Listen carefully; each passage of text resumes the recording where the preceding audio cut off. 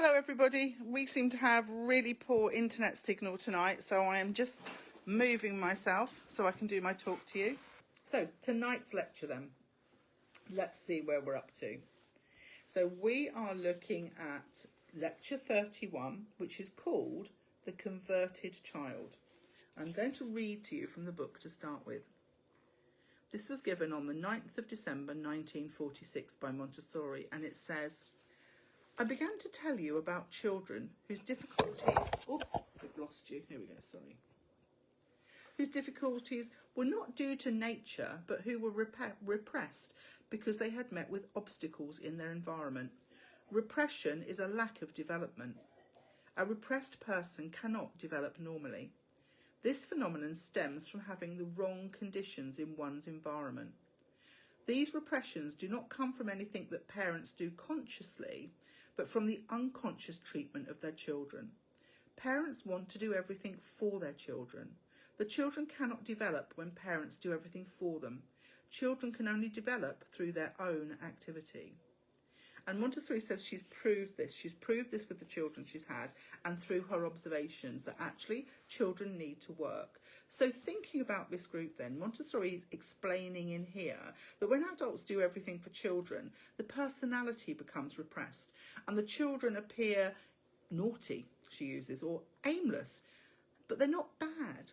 But because they lack the right conditions for self-construction, they really struggle. And she quotes here, abnormality is an inner trouble brought about by circumstance before normalisation takes place. So something mysterious has to happen within the soul of the child.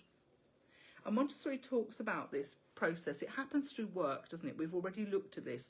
And with our early children, it's at work, learning our grace and courtesy in our classroom, all of our beautiful practical life activities that we're now studying in our Saturday sessions. And Montessori wrote then about the power of concentration. Everything changes when the child finally has purposeful work.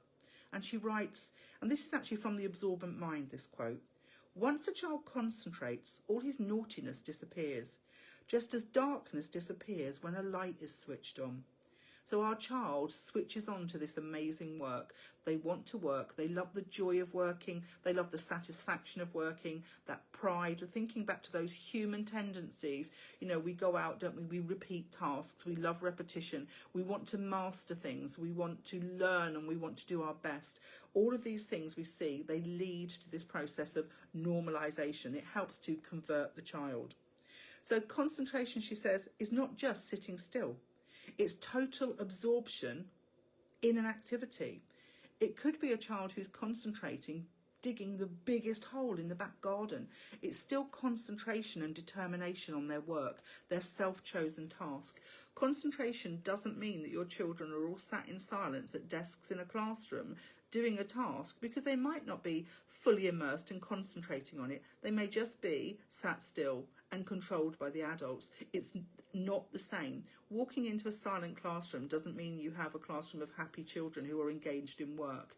Children also need to talk when they're working, and they need to engage in things that they have chosen, which may include buildings such as the Pink Tower and the Broad Stair together. So don't be fooled by sitting still, walking into an educational environment, thinking all of the children are concentrating. Look closely to see what they're actually doing. So Montessori then talks about this conversion in the children.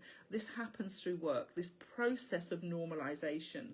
And I'm going to read you from the book here because she illustrates this through a story about children who survived the Messina earthquake. She calls it a catastrophic earthquake. And they'd lost everything, yet when people came to see these children, the children were happy. They jumped and skipped for joy. They became intellectual. They were ready for reading and writing and arithmetic. They took responsibility for the environment. They were truly converted children, Montessori wrote. But what changed within them? And she said the transformation happened not because the adults were comforting the children, because this comfort would not have worked, but because the children were too young to understand this. They healed through the process of independence. These children changed through concentration. They changed all of a sudden when they became interested in something. And Montessori describes the result that satisfaction was important. They worked together and they were happy. They passed from one satisfaction to another, and this is what helped the children through the process of normalisation until they were converted into happy children with deep concentration who enjoyed their work. So Montessori in this lecture calls to adults then. She says to us, everything changed because of interest and responsibility for the environment. It had come to life in the children. So this means for us, stop taking over, sit on your hands, stop interfering, stop giving your child verbal prompts when they don't need them, stop doing things for your child. Provide your child with real tasks, tasks they're capable of. Set them up to achieve, don't set them up to fail. Real tools, and it will lead to real concentration, real engagement in their work. She says, trust the child's powers of development. You know if your child has got something to do that they really, really can't do. But if they're persevering, if they're really trying, if you look at the video of Roman this week, I'm not sure if it's just in the subscriber hub or not, and he's working on a magnetic cog device in a museum. And his parents stand. So the video of Roman shows him, you know, really persevering with this activity. Nobody steps in, nobody says anything, and he works it out through trial and error. He's not under any pressure to complete the activity. And eventually, when all the pieces fit together and he does the final turn of the wheel and he sees all of these cogs turning, it's like the cogs in his brain, they've all worked together, and all of a sudden this whole amazing activity is in place and works, and his face absolutely lights up with the delight of it was his work, he owned it, he worked it out for himself, no tips, no parents interfering, no saying put this one here, just try that one there. He was left in pure concentration, and that's what we need for our children. We need to leave them to concentrate. Know when a child might get frustrated beyond, you know, we don't want them to get to the point necessarily where they walk off. But most children, if you're a good practitioner, you'll know that you're setting your children up with things they can achieve if they're just given the time, the opportunities to trial and error, just like we would with the cylinder blocks, wouldn't we, when a child's using trial and error rather than visual discrimination. We just give them that chance to do the plop, plop, plop, oh, it goes in there, knowing that eventually they will look really carefully at the cylinders and really carefully at the socket holes, and they'll line them up using that visual discrimination when they've trained it. But they only get there to do that through practice in the environment, don't they? Through repetition, which leads to the mastery and the perfection. So we have to remember this when we're supporting our children through normalisation until they have converted into a child who has this concentration, this satisfaction and this love of work. Because from that point they'll go on and they'll love their learning journey for the rest of their life, and if they're in the correct environments. And it is all about the environment, the items they have and the people who are supporting them. But what is care? What is suitable work for your children? Because a lot of people say to me, but I'm not in a nursery, I'm trying to do this at home. So what tasks can I give my child? And people fall into the trap of thinking that setting up Montessori at home is having a low shelf unit with nice quality wooden toys and a floor bed. And I've said it lots of times, that doesn't make you Montessori. So I want to give you a really long list here of activities that can be done at home that would always be found in a Montessori nursery, and I'll explain how we can adapt them for both as well. And this is a real life work that I'm going to say, if your child's had the correct support early on, 2 to 2.5-year-olds could do this. 3-year-olds definitely could be doing this. 4-year-olds will have mastered these things in environment. So thinking in our practical life, we have care of the environment. So we have a home environment because Montessori had her classroom like a home. Sweeping the crumbs up with a small dustpan and brush. So in a classroom, we may have a little pot with some lovely beads in it that the children tip on the floor. We have a chalk circle. We sweep them into the circle, into the pan, pop them back in the pot. The real life version of this is sweeping up your crumbs when you've just eaten your snack and there's some on the floor. But the practice version is lovely as well. So a dustpan and brush out, a little pot with some gems in that don't roll too much. Some of the little square-sided ones like I had yesterday in my video. So you tip them out, chalk circle, the child can draw their own chalk circle as well. They sweep into the circle, dustpan down, sweep it up, and then put them back in the pot, damp cloth, wash the floor, and that could end up in them washing the whole floor because washing the floor is a favourite activity for young children. And they've done care of the environment, haven't they? Wiping up spills with a sponge or cloth. So in your classroom you would have a little pot, perhaps with a lid on, with a damp cloth in, so I know if I need to wipe the floor I can get it. So at home, a lovely little pot then with a damp cloth in, just enough that they can go and get it, they can wipe up their things, rinse it out at the sink, put it back in the pot, it's ready to use. They don't have to ask you, because we don't want to have our children constantly asking us. We're trying to develop independent thought followed by the independent action, not I think I need to do this and now I've got to wait for an adult to do it for me, because that's frustrating. Spraying and wiping tables down after meals, or wiping the windowsills. A little spray bottle with something safe in, not one of your strong cleaning chemicals, a little bit of whatever you use, a little bit of vinegar and water, a very, very weak solution, 1 drop of washing up liquid and some water, a little spray bottle, a cloth, and your child can go around spraying and wiping surfaces whenever they want to. In the classroom, that's a really popular one, to wipe the tables, but at any time they might decide to clean their chair as well. It's a wonderful activity when children get 2 or 3 chairs out and give them a really good scrub. But a spray bottle stops them from having too much water and you ending up with a swimming pool on the floor. So you've just got a little bit of control. And also think, don't fill your spray bottle with water. It just needs a couple of centimetres in the bottom, okay? Because children do understand how to undo those bottles as well and tip it out. So you just have to prepare the activity so that it remains manageable. Watering indoor plants with a little small jug so there's just enough water and our plants don't get flooded. Dusting low shelves, so a lovely little fibre duster is wonderful for going around and dusting things with. And they're so lightweight that children are unlikely to knock things over. It's not like having a cloth. Helping sort the recycling. So if you've got recycling bins, children can go and put things in the right bins. Things like shaking out small rugs, shaking out and cleaning their work mat if they have a work mat. Then thinking of the washing, you know, matching socks, matching gloves, putting them away in the drawer or taking them to the right person's bedroom. Carrying a heavy laundry basket, lovely heavy work for your child. Don't say to your child that's too heavy for you. Let them try first, because it's amazing the weight that young children can pick up and walk with. If they can't carry it far, they'll put it down, steady themselves, and they'll stand up and they'll carry it again. I remember my grandchildren carrying the most heaviest of things, just a few steps, putting it down, bending over, picking it up again. It's really great for their gross motor skill to really exercise and use those muscles. Putting their dirty laundry into a laundry basket. So at nursery we'd have that. We'd have little baskets for our clean cloths. We'd have ours colour coded, so blue for the table, red for the floor. When they're dirty and they've been used, there's baskets underneath they put them into, and they know when the baskets are full, they come and say to the teacher, these need to go into the washing machine now, and we can do the washing. You can do the same thing at home with their clothing.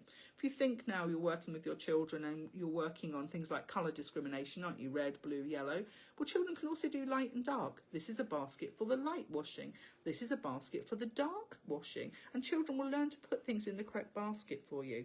Well, for themselves, it's their washing. They can be responsible, can't they? Then putting their toys and books back in place as well. If you don't give them an overwhelming amount of toys, then they'll be able to manage putting things away. Some people say to me, all my child does is tip all of their toys out of the basket and then I end up putting them all back in again. And it's probably because there's so much in there that the child thinks the activity is just to get everything out. They're so overwhelming, they don't get one thing out to play with. So really consider having that nice low unit with their toys so they can see them and so they can use them. And they take their toys off, 2 or 3 things if they're things that are used together, but they put them back when they're finished because it's their belongings. So thinking about, you know, laundry, then putting the laundry in the washing machine, transferring things into the tumble dryer under your supervision, because those sorts of machines can be dangerous, can't they?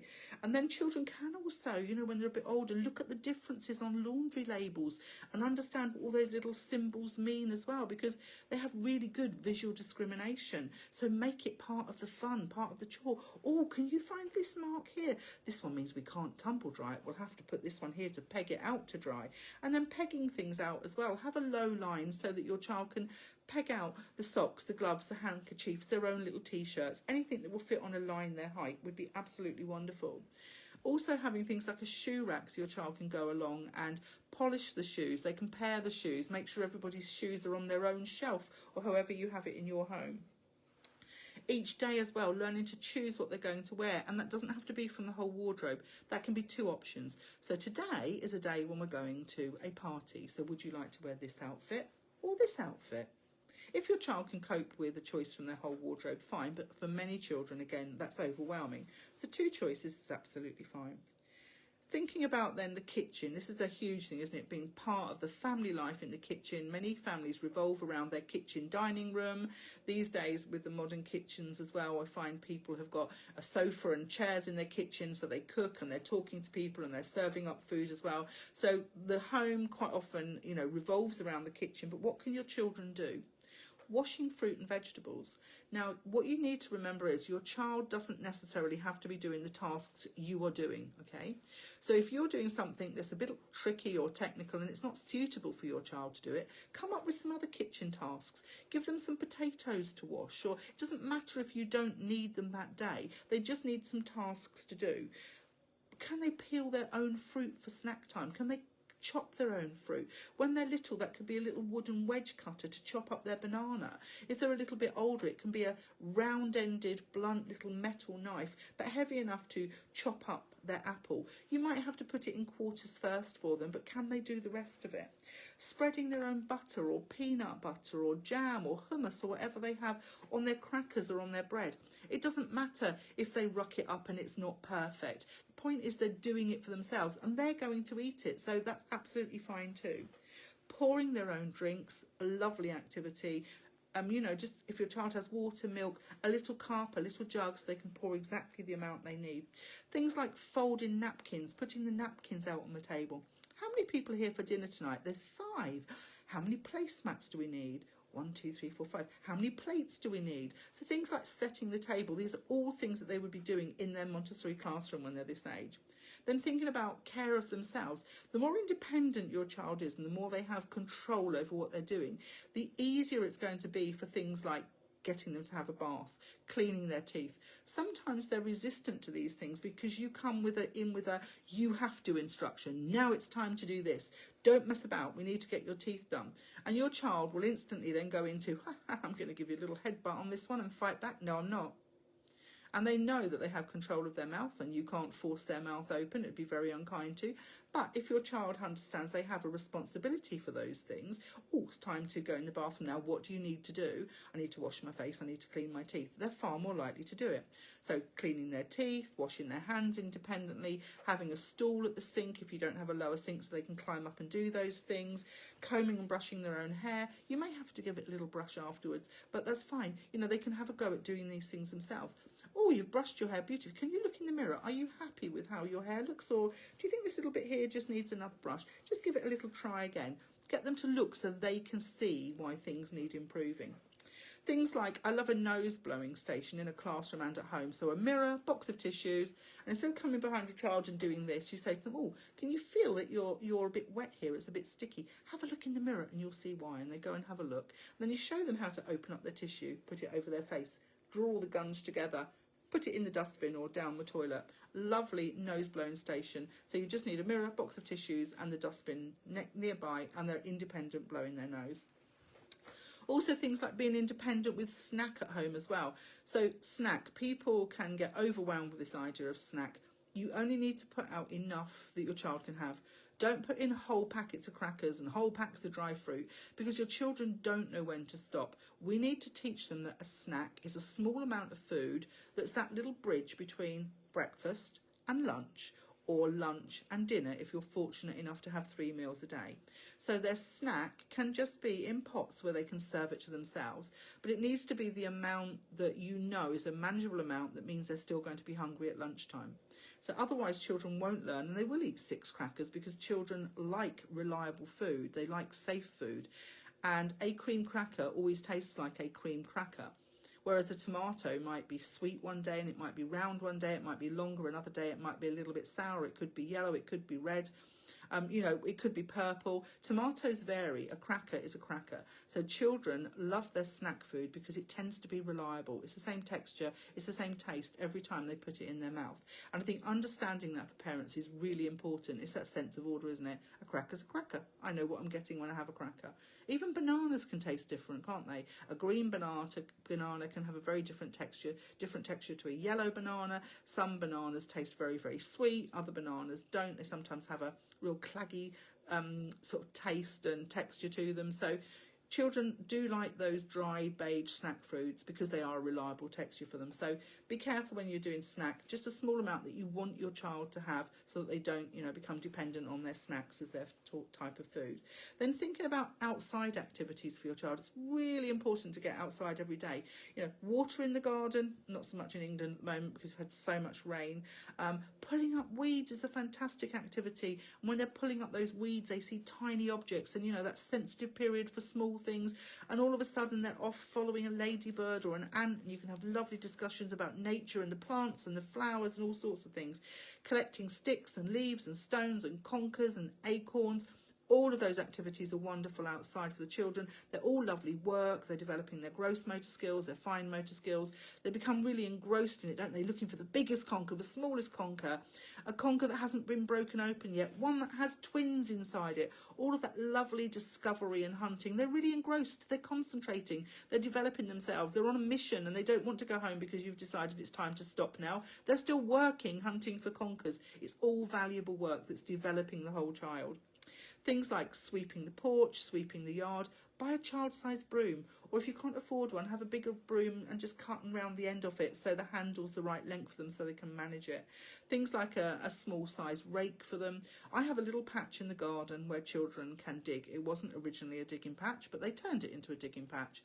And whatever I leave out there, they will go and dig with. They'll dig with forks, spoons, trowels. They'll put the mud into pots. They'll put it into pans. They put it into a trolley that I have. They just love the work of digging, that big exercise. And they love mud and they love water. So, you know, having a digging patch for your child is so important as well. They have real joy in digging. And again, they're concentrating, they're engrossed, they're developing so many skills that those sorts of things are all valuable work. Just as valuable as doing Pink Box 1 or learning your letters.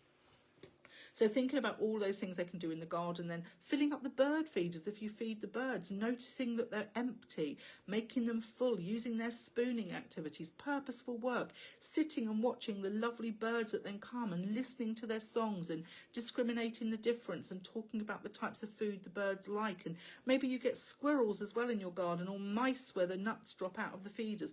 All of those wonderful things are all ideas, practical life ideas for your children. So what do we need to do then, whether we're at home or at school? It's to slow down, it's to enjoy the process and allow your children time for practice. This is how they're going to normalise, this is how they're going to go through this process. They're going to need time and space to work, to concentrate without interruption. With child-sized tools, everything accessible, the right size chair, the right height table. They need you not to be interfering. We need to present things slowly if it's a difficult task. So if I were to show you now, for example, how to tie a really complex knot, you might say to me, slow down, Sandra, can you show me that again, really? That was just too complex. And for your child, something like picking up a jug properly and pouring it, that's quite a complex skill because they've not done it before. So although it looks easy to us, just consider what this might be like for a 2-year-old or a 3-year-old or a 4-year-old. Enough time, slow down, show how to do things clearly. Don't rush, explain, give your child then chance to practice and perfect those skills. Remember to invite. Would you like to do this? Not go and do that. We love an invitation. None of us like being told what to do. And don't correct your child. No criticism, okay? So we just watch, we're observing. We can offer. Do you need me to do anything? And if the child says no thank you, that's fine, they can carry on and do it themselves. It's the process that matters with the child. It's the fact that they're trying, that they're using the broom, that they're stacking the bricks. It's all the process. They're going through a process and they're going to learn from that process. And if we don't produce what it is you thought was going to be produced from that, that doesn't matter. The fact the child is working is what we're looking for when they're so young. So it's real work then. It's not pretend work. It's not pretend doing pointless tasks. This is about real work, a sense of achievement, and your child growing in confidence, growing in pride, growing in self-esteem, so they're ready to take on challenges all the way through their life. This is really preparing them for a love of learning for their whole life. So we've gone over the half an hour again. I'm sure you don't mind. So just to then conclude what we've said for tonight. So normalization, or this conversion process the children go through, is not imposed from outside. You can't make your child normalize. It's from these inner victories in your child, these inner achievements, this drive to work. Do you remember what Montessori said? Isn't it? It's about this inner drive in your children, this love of work, this intrinsic motivation to do more, which brings me a sense of satisfaction, a sense of pride, and it builds my concentration so I can go on and do even more. And then I have this resilience, don't I? I understand that I own the errors. If it didn't work, it doesn't matter. Nobody's judged me. I've never experienced harsh words, and I'm going to keep trying now, because actually I know when I've achieved this, I'm going to feel so proud of myself. And that's the important thing on it. It's like Montessori said about switching the light on. We're doing this in our child. Our child then has, through the opportunities we have given, through ourselves supporting and through the environment, this light switches on, this love of learning develops, and then we have these happy, content children, deep in concentration, who know how to go out and learn, and that is a skill for life we give them. Our children are then joyful, they're independent, and they're truly themselves, aren't they? They have constructed the adult. Montessori in her terms would put the man they're going to become, but half of us are women at least. So they are constructing the adult they're going to become in the future, and you have enabled that through your careful parenting, your careful teaching, your love of and respect of your child, and through the opportunities and the environments that you have built around your child for them to learn from. So the process of normalization then, this conversion in our child to being a normalized child who has this love of learning, this is what we're looking at. And from this point then, our children will go on to, you see all the beautiful work that the children in my class do now, my 6-year-olds and older now, they can combine so many wonderful skills, they have so much knowledge for a young age, and they know that they can extend and they can work freely with respect for the environment, leading their learning, asking me when they don't know things, researching things together. This is what we want. This is our intelligent children of the future, each working to reach their own potential. So the process of normalization is wonderful, but it does need us to understand the process, and it needs us to have that enabling environment with this kind and loving adult. So that was my talk for this evening. I hope you have enjoyed it. So thank you for joining me this evening. There'll be lots more Montessori from Miss Sandra this coming week. I will start in about 4 or 5 hours time putting in new posts for this week. But enjoy my Sunday at 6. Remember to invite your friends along. Most of all, have a fabulous week with those children. Thank you for being here. Bye-bye.